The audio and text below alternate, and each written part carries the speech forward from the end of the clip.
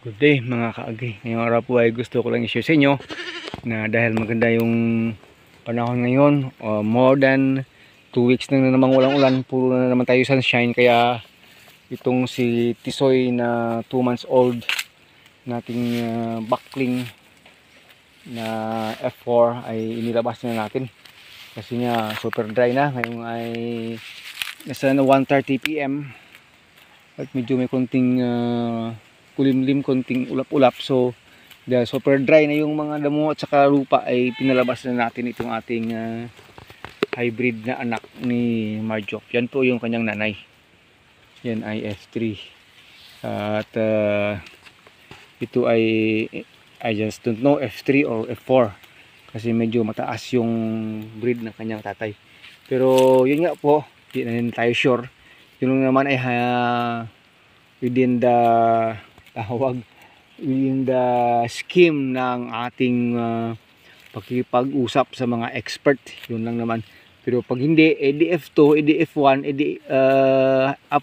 upgraded lang, or masasabi natin mas mababa pa, wala problema sa atin. Pero yan po, halos sobra isang buwan at kalahati ito hindi nakalabas ng ating goat house dyan. Kasi nga napaka-sensitive kasi ng mga baby kambing pag kulang sa edad, na isinabak natin sa basang mga damo at saka lupa. So yun po yung ginawa natin para po talaga na hindi po siya ma-disgrasya. Ano ba? Ito yung pinaka fast growing natin dati. Minsan muntik na lang ito madisgrasya. Buti na lang naagapan natin ng Tylosin ito ng sinipon at inubo na pumayat nga ito Ito po siya. Ito yung fast growing natin, si Twilight, na noon nang magkaedad ng 2 months na ganyan, mas malaki pa ito. Ito po ay babae, pero mas malaki pa dyan. Kasi nagkasakit kasi yung nanay niya na rin. At saka nang ipinanganak po siya ay hindi maganda yung mga panahon, palaging umuulan. Pinanganak po siya kasi 2 months ago, puro ulan. Yung nanay niya ay nagka-pneumonia na rin, sinipo na rin at pumayat masyado at biglang nawala yung gatas. Kahit na nag-DCM na tayo, nabuti na lang naagapan na rin ng Tylosin yan kasi sinipo at inubo na rin yan mga langga. So yun po yung problema sa kambing pag wala tayong tawag standby na mga gamot, talagang madidisgrasya yung ating mga kambing. Pero ngayon ito malakas na siyang kumain, busog din siya sa kanyang sariling hataw lang sa damuhan. Dito yan sa labas ng fencing natin, sa labas ng goat house. Walang problema sila dito pag ganito na nasyadong super dry na, wala nang problema sa mga worms yan, mga kaagri. Kasi dire-diretso yung ulan na 3 weeks dito, dire-diretso na rin yung parang dry spell. Dire-diretso na rin hanggang ngayon, hindi pa rin umuulan. Pati yung lakatan natin dun ay parang madidisgrasya na yung iba. Sobrang init na talaga, grabe, summer na summer yung dating. So yun, okay na rin sa kambing pag ganito. So masaya lang tayo may bahagi sa inyo, may share sa inyo na yun na po yung kalagayan ng ating kambing. Maganda yung kasi maganda sa kalusugan kasi ng kambing pag more on sunshine. Kasi pag sa rainy season hindi sila basta-basta makakalabas. Pag kulang po tayo ng pangkumpay, pang feeding, walang mangyayari. Pero sa awa ng Panginoon, ayan po ay naka-survive na siya, naka 2 months na siya.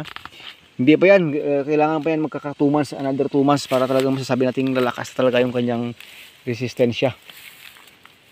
Ito yung kanyang ate, yan po, siya yung kasunod.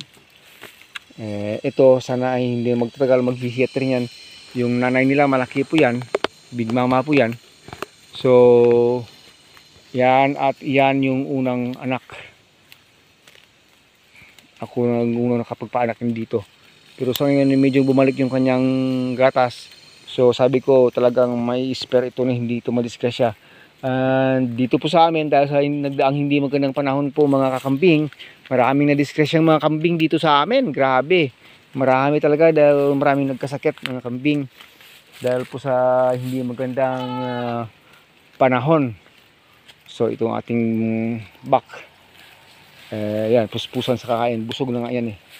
At ito yung ating isang inahin, si Don, ayan, color black siya. Ito yung kanyang anak, yan po. Yan po ay ano na, mag-performance na yan. So talagang malakas na ito, mag-performance na, mahaba na yung sungay oh. Ito po ay F4, ito po kasi ay F3. Yung nagsampa kasi dito, yung back na dati nating full blood na ano, full blood daw or pure breed na Alpine. Yan na po yung anak.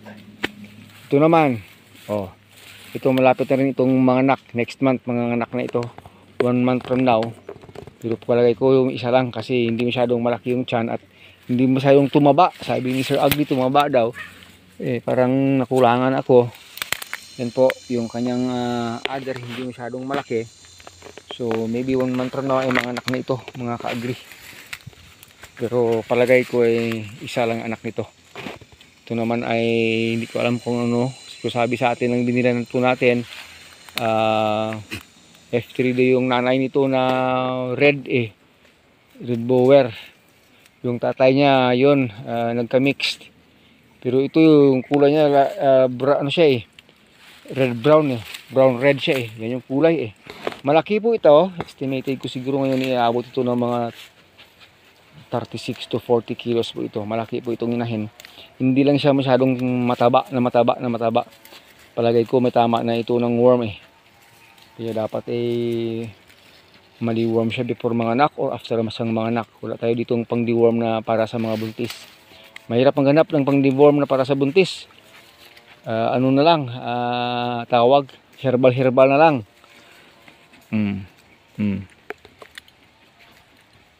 Malaki po siya. So sana magiging dire-diretso na yung kanilang pagganda ng kanilang katawan kasi magumanda na yung panahon. At doon sa ilalim, yung mga kambing tatay, puspusan sila sa kainan doon mga kagri. So yun po, ito po ay tawag, update na natin sa mga kambing natin dito. Mix po kasi ito ngayon. Mayroon tayo ditong may lahi at saka mga native na mga breed ng kambing. Ito sila kasi may mga lahi na itong pinakita natin yung iba dito sa taas. Yan po sila, mga native po sila. Native goats ng tatayan. Nakamix po sa akin. Ito po yung nanay nila si Marjop. Yan po yung nanay ng ating painted bower na si tawag si Tisoy. Yan po si Tisoy. Malakas nang kumain at 2 months old. Ayan po siya. So diretso na. Pakita natin dito sa kabila. Dito sa kabila puspusang kumakain yung kambing ng tatay dito sa kabila. Yung isa pa dito na malapit na rin mga anak next month, si Busyang 0277. Pakita natin sa inyo si Busyang 0277. Mga anak na rin next month. Malaki na po yan. Ito po. Ito po si Busyang. Hello baby Bush. Oy, ba't naging mailap? Wala ko ba friend tayo? Pero yung isa kita tayo, maganda rin katawan yan. Baka malapit na rin mag-hit itong mga ito. May lahi na po yan. Sana ay mas gumanda yung kanilang sitwasyon dito, mga ka-agree. Ito naman si Victor, anak ng yan. Yan po. Ito ay nasa 5 months na. Malaki na. Malaki ng bakling. So yon, update lang. Kinuha nung tatay yung malaking puso ng saging. Ano tayo, bunga kasaba mo? Ang laki ang laki ayun. Hindi. Baka madisgrasya yan, may dala ka pang karet. Maya. Si Busyang talaga talagang hindi. Tingnan niyo po si Busyang. Ganyan po siya kaamo, ganyan po siya kalaki. Kung walang taong nakano sa kanya, tingin mo maliit lang pero malaki po siya kambing. Mga nasa 35 kilo siguro yan. More or less na ngayon. Malaki po siya. Hindi gaya ng mga iba natin ditong mga native, yan sa ilalim mga native. Maliliit pero pag may mga lahi, malalaking kambing. Yung sadong pagbata si Busyang Pero ganoon na po laki yung kanyang katawan. Ito malaki-laki na rin ito konti, malaki na rin itong sibitas. May pigtas yung tenga. Pero hindi po masyado, parang upgraded lang siya. So yun po, show lang tayo sa inyo yung kalagayan ng ating kambing na dito pagkatapos po ng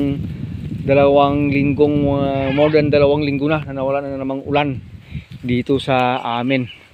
Hanggang sa muli, Agritechnics TV po.